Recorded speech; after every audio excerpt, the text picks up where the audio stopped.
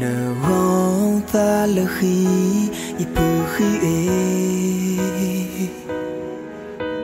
mẹ thì lần nô ba mở thao chê ở cha quê quy là đâu phải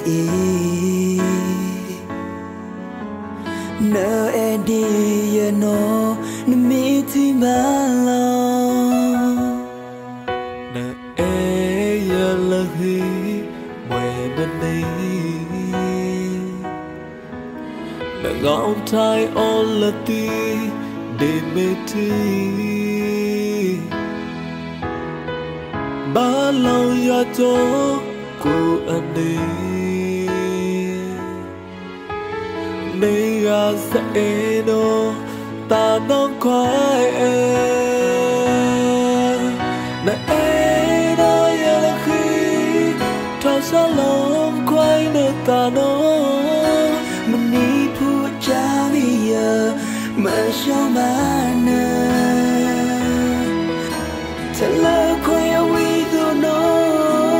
lòng mà phố bi sương mì mong lấy ta là lòng má đài quý nát thong klê tạo thay lên đi lệ bị nơi ta mà mà lâu biao đau vì nè mày dễ nè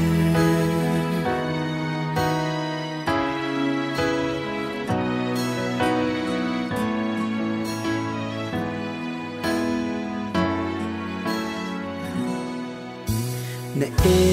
giờ là khi mẹ mình đi nó gõ thay ô là tí đi mi thi ba lâu ya cho cô anh đi nơi ga sẽ đâu ta nong quay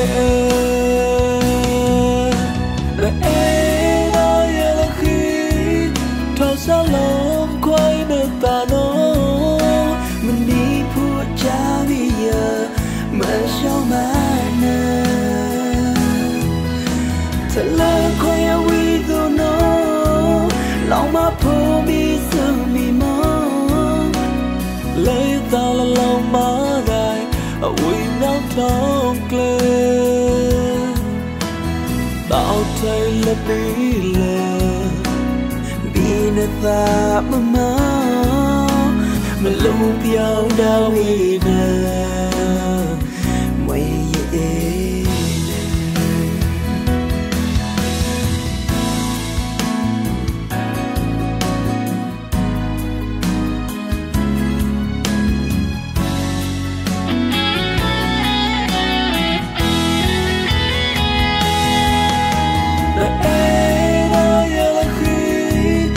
xa lòng quay nơi ta nó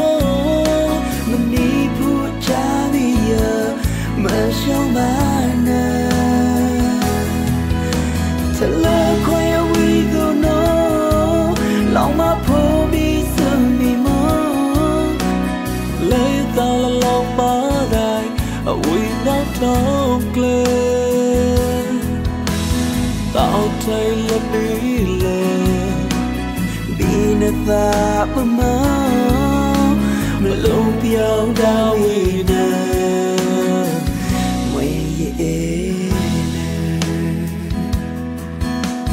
tạo thay lên đi lệ bị nơi ta mà lâu biao đau vì nè mày dễ nè